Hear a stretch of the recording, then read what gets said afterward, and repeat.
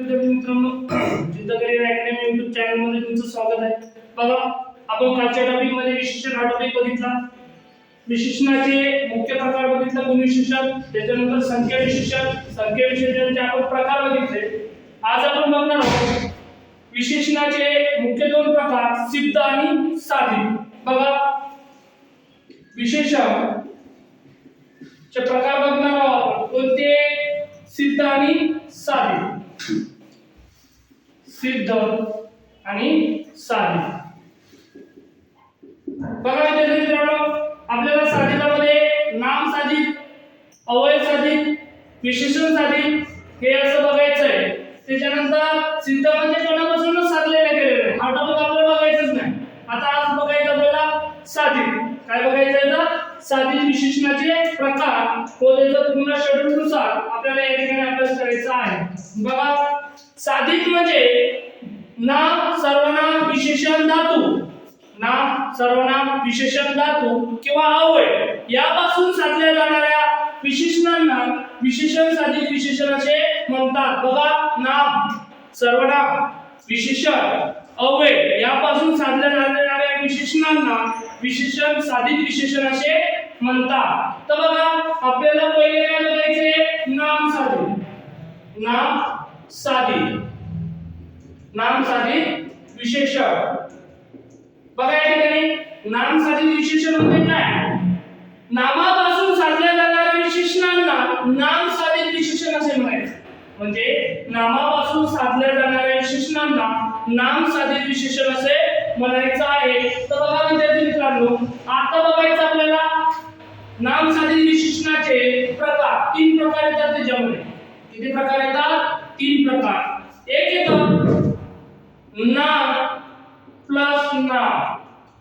दुसरा जो प्रकार आहे तो प्रकार येतो नाम प्लस ई प्लस नाम.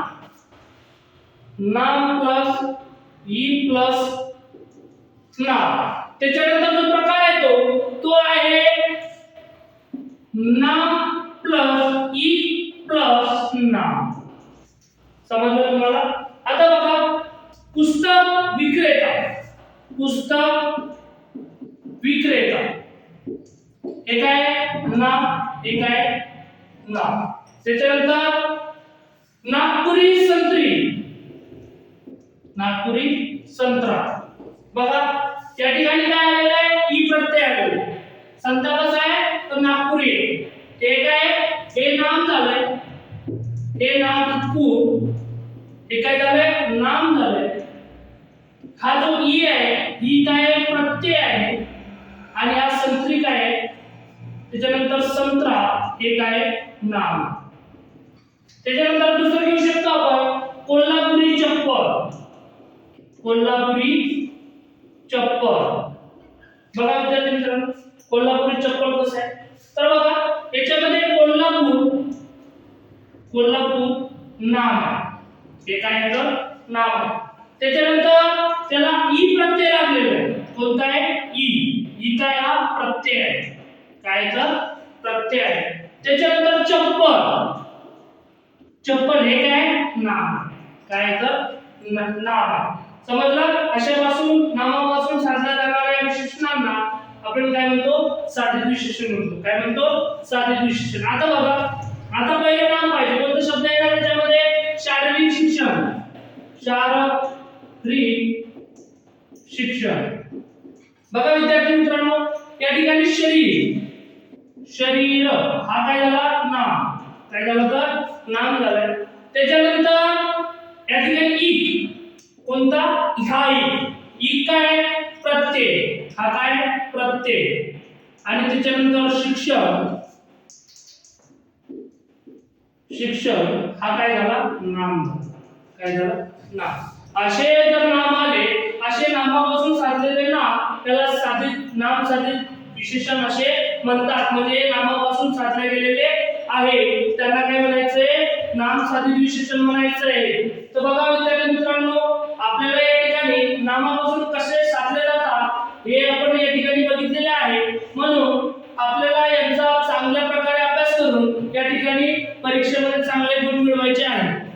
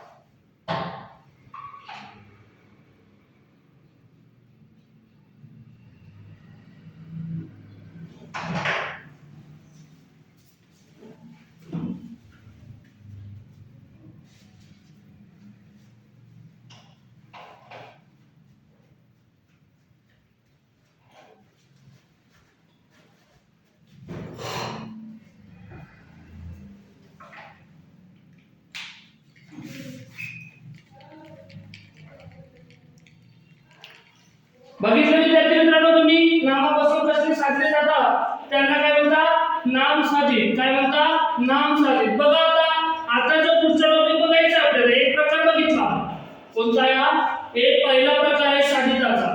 आता दुसरा जो प्रकार बघायचा आहे ते विशेषण साधित. काय बघायचं? का विशेषण साधित बघायचं.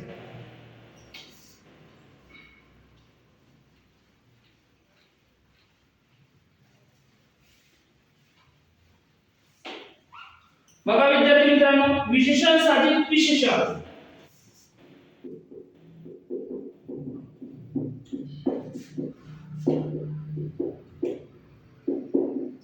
काय बघायचंय? विशेषण साधित विशेषण. आता बघा, मूळ विशेषणापासून साधल्या जाणाऱ्या विशेषणांना विशेषण साधित विशेषण असे म्हणतात. म्हणजे मूळ विशेषणापासूनच साधले जातात त्यांना काय म्हणायचं? विशेषण. आता बघा, खोल विहीर. खोल विहीर. आता बघा, विहीर कशी आहे? खोल आहे. हे कसं आहे? काय आहे? विशेषण. आता याच्यापासून डबल विशेषण कसं साधायचं? खोलगट विहीर. खोल विहीर. काय बनवला? खोल विहीर. आता बघा, जाट बाई. जाट बाई. आता याचं विशेषण साधित विशेषण कसं तयार करायचं? जाडसर मुलगी. आता बघा, खोल बशी. याचं विशेषण साधित विशेषण कसं तयार करायचंय? खोलगट बशी. खोलगट बशी. असं मूळ विशेषणापासून आपण विशेषण तयार करू शकतो.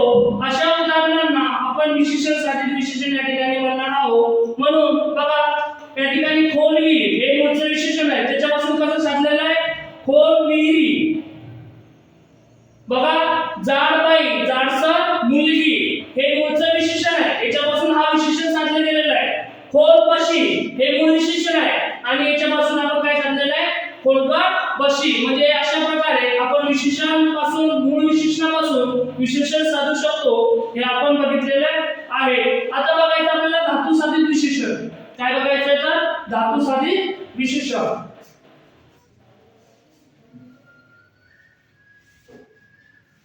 बघा विद्यार्थी मित्रांनो, आपल्याला या ठिकाणी असं बघायचंय विशेषण साधित विशेषण कशा प्रकारचे आहे बघितले. आता बघायचं धातू साधित. आता बघा, धातू पासून साधल्या जाणाऱ्या विशेषणांना धातू साधित विशेषण असे म्हणतात. समजलं तुम्हाला? धातू पासून साधल्या जाणाऱ्या विशेषणांना धातू साधित विशेषण असे म्हणतात. आता बघायचं आपल्याला धातू साधित. धातू साधित. धातू पासून साधल्या जाणाऱ्या विशेषणांना धातू साधित विशेषण असे म्हणतात. तर बघा, धातू पासून कसे साधायचं?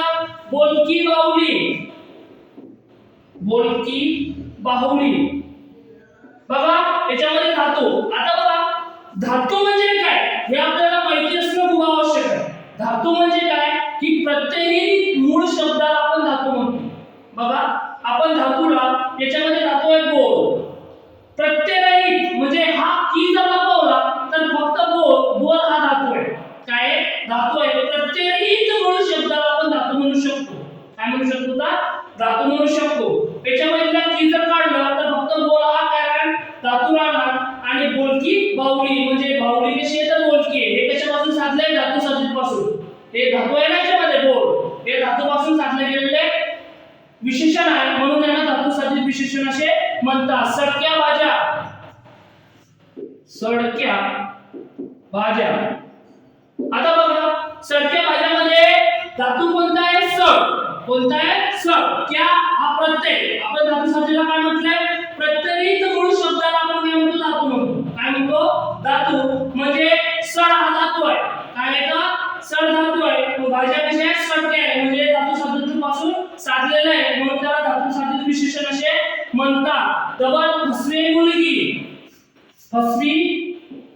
फसवी मुलगी, फसवी मुलगी. आता बघा फसवी मध्ये धातूसाठी धातू कोणता आहे? फस. कोणता आहे? फस. म्हणजे प्रत्यय मूळ शब्दाला आपण धातू म्हणतो. मुलगी कशी आहे? फसवी आहे. म्हणजे हे कशापासून साधलेलं आहे? धातू साधितापासून साधले गेलेले विशेषण आहे, म्हणून याला धातू साधित विशेषण असे म्हणतात. बघा विद्यार्थी मित्रांनो, याला फक्त थोडंफार रिव्हिजन करण्याची गरज आहे. शिकवण्यासारखं असं काही नाही याच्यामध्ये, म्हणून आपण या ठिकाणी हे जे टॉपिक आहे ते थोडं फास्ट घेत आहोत. विशेषणाचे जे आयएमपी प्रश्न आहेत ते आपण कालच्या टॉपिक भाग 1 मध्ये घेतलेला आहे. हे याच्यामध्ये फक्त आपल्याला बारकाईने थोडंसं लक्ष देण्याची आवश्यकता आहे. धातू साधित, नाम साधित. आता बघायचं आपल्याला अव्यय साधित. काय साधायचं? अव्यय साधित विशेषण म्हणजे अव्ययापासून साधले जाणारे विशेषणांना अव्यय साधित म्हणतात. त्याच्यामध्ये कोणकोणते शब्द येऊ शकतात? बघा अव्यय साधित. बघा अव्यय साधित मध्ये वर, खाली, मागे, पुढे, इकडे, तिकडे असे शब्द अव्यय साधित मध्ये येतात. कसे येतात? असे येतात. बघा वर, खाली, मागे, पुढे, इकडे, तिकडे यांसारख्या अवयवांना प्रत्यय जोडून त्यांचा वापर जर विशेषणासारखा जर केला असेल तर त्याला काय म्हणायचं? अव्यय साधित म्हणायचे. काय म्हणायचं? तर अव्यय साधित म्हणायचं. वर, खाली, मागे, पुढे, इकडे, तिकडे यांसारख्या प्रत्ययांना अव्यय जोडून, प्रत्यय जोडून यांसारख्या धातूंना प्रत्यय जोडून याचा वापर जर आपण विशेषणासारखा जर केला तर याला अव्यय साधित विशेषण असे म्हणतात. तर बघा वरची खोली कशापासून साधलेले आहे? विशेषण धातूपासून. खालची माळी कशापासून साधलेले आहे? अवयव साधूपासून. मागची गल्ली. समजलं? पुढचे घर.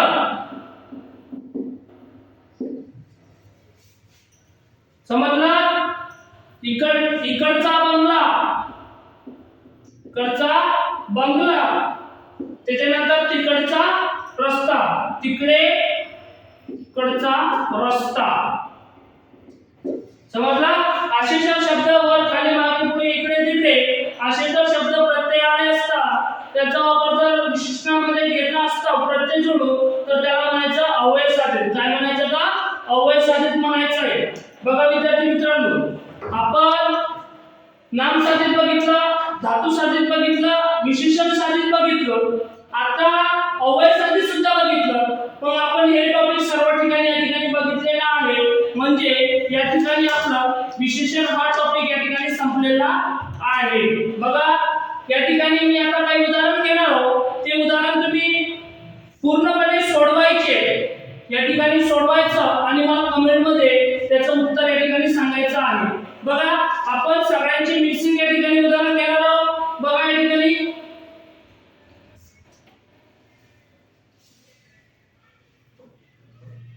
या ठिकाणी उदाहरण कशा पद्धतीचे घेणार आहोत. आता बघा जाणारा काळ पुढे जात राहतो. जाणारा काळ पुढे जात राहतो. बघा विद्यार्थी मित्रांनो, जाणारा काळ पुढे जात राहतो याचं उत्तर या ठिकाणी आपण सोडवायचं आहे. हे उत्तर मला कमेंट मध्ये टाकायचं आहे. दुसरं उदाहरण तिथे त्याचे घर आहे. हे पहिला, हा दुसरा. तिथे त्याचे घर आहे. कोणतं विशेषण आहे हे आपल्याला कमेंट मध्ये सांगायचं आहे. हे उदाहरण तुम्हाला होमवर्क आहे. हे उदाहरण तुम्ही त्या ठिकाणी घरी सोडून मला कमेंट मध्ये सांगायचं आहे. पुढील वार सोमवार आहे. तिसरा प्रश्न कोणता असेल? पुढील वार सोमवार आहे. त्याचा आन्सर सुद्धा मला कशामध्ये सांगायचे? कमेंट मध्ये. पुढील वार सोमवार आहे. आपण सगळे प्रकार विशेषणाचे सगळे प्रकार टोटली म्हणून आपण मिक्स या ठिकाणी उदाहरण घेणार आहोत. त्याचं उदाहरण तुम्हाला घरी सोडवायचं आहे. बघा जाणारा काळ पुढे जात राहतो. त्याच्यानंतर तिथे त्याचे घर आहे. पुढील वार सोमवार आहे. जे शिक्षक विद्यार्थी घडवतात तेच देश घडवतात. प्रश्न क्रमांक 4. जे शिक्षक विद्यार्थी घडवतात तेच देश घडवतात. बघा, जे शिक्षक विद्यार्थी घडवतात तेच देश घडवतात. हेचा आन्सर सुद्धा मला कमेंट मध्ये टाकायचा आहे. आता हे तुम्हाला मी या ठिकाणी का बरं सोडवणार नाही, कारण की तुम्हाला पण तुमचं पण काम आहे की हे सोडवण्यासाठी आपण थोडीशी मेहनत केली पाहिजे. आपण तर सगळे उदाहरण बघितले, आपण सगळे प्रकार बघितले, त्याचे मिक्सिंग हे उदाहरण आहे. हे उदाहरण सोडवायचे आणि मला कमेंट मध्ये टाकायचे. बघा, उद्याच्या लेक्चर मध्ये मी या सगळ्यांचं सॉल्व्ह करणारच आहे. सगळ्यांचे आन्सर मी तुम्हाला या ठिकाणी सांगणारच आहे. तर तुम्ही आता उद्यापर्यंत तुम्ही स्वतः हे प्रश्न सोडवा आणि मला कमेंट मध्ये आन्सर टाका. आणि उद्या जेव्हा आपण हे प्रश्न परत घेऊ तेव्हा तुमचा कोणता चुकलंय आणि कोणता बरोबर आहे हे आपल्याला या ठिकाणी आपण स्वतः या ठिकाणी चेक करायचं आहे. बघा, हे घर आमचे आहे. प्रश्न क्रमांक 5. हे घर आमचे आहे. याचा आन्सर सुद्धा मला कमेंट मध्ये सांगायचे, तुम्ही सोडवायचे. बघा विद्यार्थी मित्रांनो, आज फक्त मी तुम्हाला प्रश्न लिहून दिला आणि हेच प्रश्न उद्या केला. तुम्ही हे प्रश्न सोडवल्यानंतर कोणाचे आन्सर चूक आहे कोणाचे बरोबर आहे हे उद्या तुम्ही तपासू शकता. पण मी आशा करतो की तुम्ही आपले जर लेक्चर बघितले असेल तर इझी प्रकारे तुम्ही हे सगळे प्रश्न सोडवणार. त्याच्यानंतर ही तापी पश्चिम वाहिनी नदी आहे. प्रश्न क्रमांक 6. ही तापी नदी पश्चिम वाहिनी नदी आहे. याचं पण आन्सर तुम्ही घरी सोडवायचं आहे. आता याच्यावरून मला कळेल की तुम्हाला विशेषण टॉपिक किती प्रकारे व किती टक्के समजलेला आहे. या उदाहरणावरून आपल्याला कळेल. आणि तुम्हाला याचे जर आन्सर इझी प्रकारे येत असेल तर तुमचा चांगल्या प्रकारे या ठिकाणी अभ्यास झालेला आहे. आणि तुम्हाला हे प्रश्नाचे उत्तर येत नसेल तर या ठिकाणी आपल्याला समजायचं आहे की आपल्याला थोडीफार अभ्यासाची अजून गरज आहे. बघा, दुसरं उदाहरण, मला फळभाज्या फार आवडतात. मला फळभाज्या फार आवडतात. बघा विद्यार्थी मित्रांनो, मला फळभाज्या फार आवडतात. त्याचं पण आन्सर मला या ठिकाणी सांगायचं आहे. या लेक्चरच्या कमेंट मध्ये आपल्याला सगळ्यांचे मला उत्तर कमेंट मध्ये आले पाहिजे. मला जेणेकरून मला असं वाटेल की माझे विद्यार्थ्यांना मी जे शिकवलेले ते चांगल्या प्रकारे समजलेलं आहे. तुम्हाला मला या ठिकाणी सगळ्यांचे प्रश्नाचे उत्तर तुम्ही या ठिकाणी माझ्या कमेंट मध्ये टाकू शकता. माझं जिद्द करिअर अकॅडमी टेलिग्राम चॅनल आहे, तिथे तुम्ही त्याचा आन्सर सुद्धा टाकू शकता आणि YouTube चॅनलला कमेंट मध्ये मला सुद्धा त्याचे आन्सर टाकू शकता. दुसरं उदाहरण जर घेतलं, आपल्या बोलण्यात थोडा गोडावा असावा. आपल्या बोलण्यात थोडाफार गोडवा असावा. बघा विद्यार्थी मित्रांनो, मी या ठिकाणी तुम्हाला 8 प्रश्न दिलेले. 8 प्रश्न तुम्ही सोडवायचे आणि सोडवल्यानंतर यांचा आन्सर कमेंट मध्ये टाकायचे, जेणेकरून मला समजेल. आणि हे 8 जे प्रश्न आहेत हे 8 प्रश्न आपण उद्या घेणार आहोत आणि याचे सोल्युशन करणार. अजून भरपूर उदाहरण आपण उद्याच्या टॉपिक मध्ये विशेष या टॉपिक वर घेणार आहोत. तर आजच्यासाठी तुम्हाला होमवर्क साठी मी या ठिकाणी प्रश्न दिलेले आहेत. हे प्रश्न तुम्ही चांगल्या प्रकारे सोडवा आणि विशेष टॉपिक हा आपल्या या ठिकाणी संपलेला आहे. म्हणून तुम्ही चांगल्या प्रकारे अभ्यास करा विद्यार्थी मित्रांनो. बघा, माझं एकच सांगणं आहे की आता येणारी जी पोलीस भरती आहे त्याच्यामध्ये हमखास आपला रिझल्ट कसा येणार, कोणत्या पद्धतीने आपण रिझल्ट आणू. आपला शेजारचा मुलगा लागलाय, वरती घालून फिरताय, मग आपण का बरं नाही फिरायचं, ते कसे लागले याच्याकडे जास्त फोकस द्यायचं. बघा विद्यार्थी मित्रांनो, येणारा प्रत्येक क्षण तुमच्या कामासाठी तुम्ही इस्तेमाल करा. कारण प्रत्येक जो क्षण आहे तो आपल्या कामासाठी जर आपण उपयुक्त आणला तर आपल्याला कोणत्याच गोष्टीची अडचण येणार नाही. म्हणून येणारा प्रत्येक क्षण हे आपल्या कामासाठी कसं यूज करता येईल याच्याकडे जास्त लक्ष द्या. बघा, पोलीस भरतीसाठी कमीत कमी 8 तास अभ्यास होणे खूप आवश्यक आहे. कमीत कमी 8 तास अभ्यास होणे खूप आवश्यक आहे. त्याच्यापेक्षा जास्त अभ्यास करू शकता. आणि अभ्यास करताना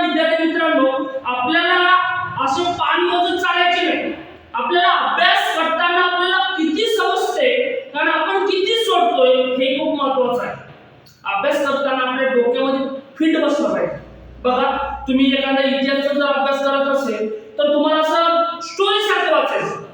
एखादा आपण तुम्ही 1857 वाचत असेल तर तुम्हाला एखाद्या स्टोरी सारखा, बट मग तिथे कशी लोक असतील, तिथे कशा प्रकारचे दंगा झाला असेल, किती प्रकारचा उठाव झाला असेल, असं स्टोरी सारखं जर वाचलं विद्यार्थी मित्रांनो, तुम्हाला कधीच ते तुमच्या डोक्यातून जाणार नाही. हे एक गोष्ट लक्षात ठेवा. बघा, आता आपण एखादा पिक्चर जर बघितला तर आपल्याला कुठे त्या पिक्चर मध्ये फायटिंग झालेली आहे, कोणती त्यामध्ये हिरो होता, कुठे त्यांनी गेलेले होते, कुठे त्यांचं गाणं रिलीज झालेलं, हे सगळ्या प्रकारे माहिती असते. का बरं? की तो पिक्चर आपण मन लावून बघितलेला असतो आणि लगेच आपल्या डोक्यामध्ये फिट करतो.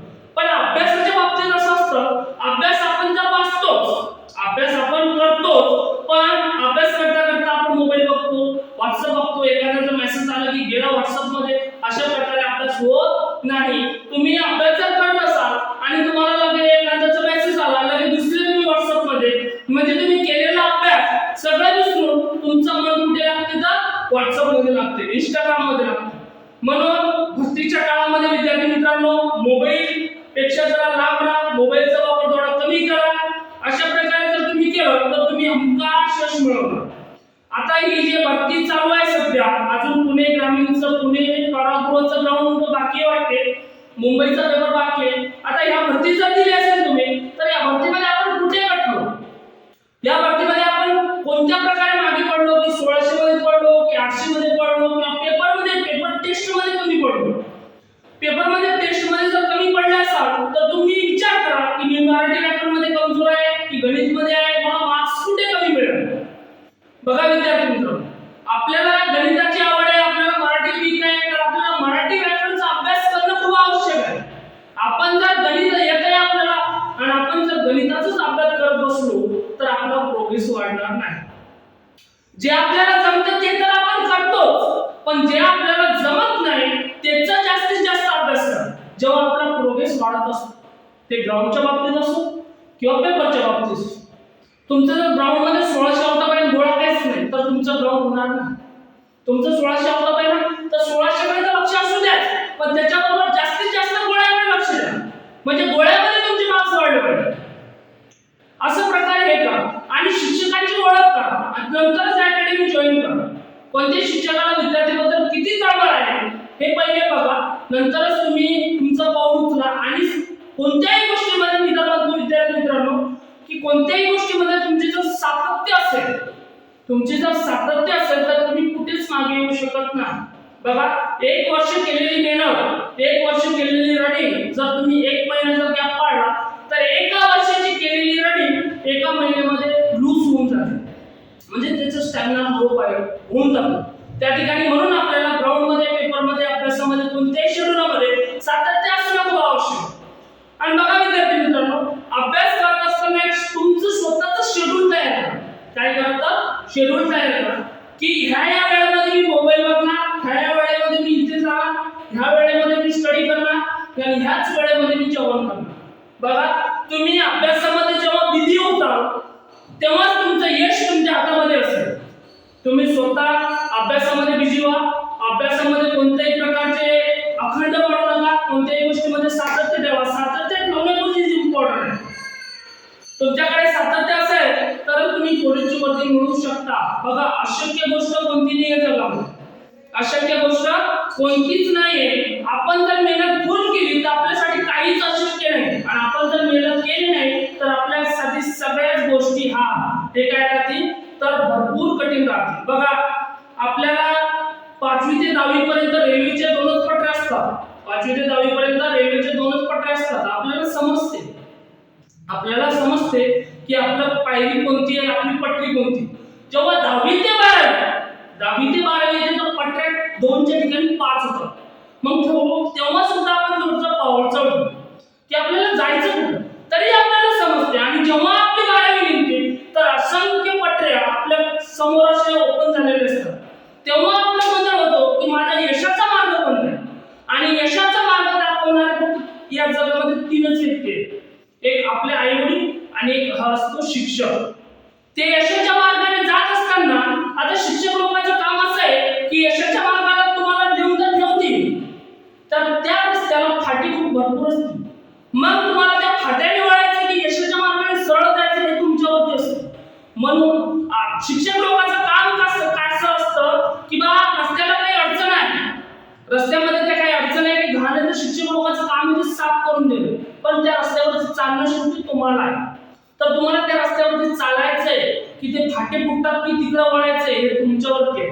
म्हणून विद्यार्थी मित्रांनो, चांगल्या प्रकारे अभ्यास करा, चांगल्या प्रकारे तुम्ही यश मिळवा, असं मोठं व्हा. तुमच्या मागे आमचं नाव सुद्धा मोठं होणार की कोणाचा विद्यार्थी ते गणेश जाधव सरांचा विद्यार्थी असं लोक आम्हाला म्हणतील. म्हणून अशी आशा करतो की तुम्ही चांगल्या प्रकारचे अभ्यास करा आणि येणाऱ्या भरतीमध्ये तुम्हाला भरभराट यश मिळो अशी ईश्वरचरणी प्रार्थना करतो आणि आजचा लेक्चर या ठिकाणी थांबतोय. जय हिंद, जय महाराष्ट्र.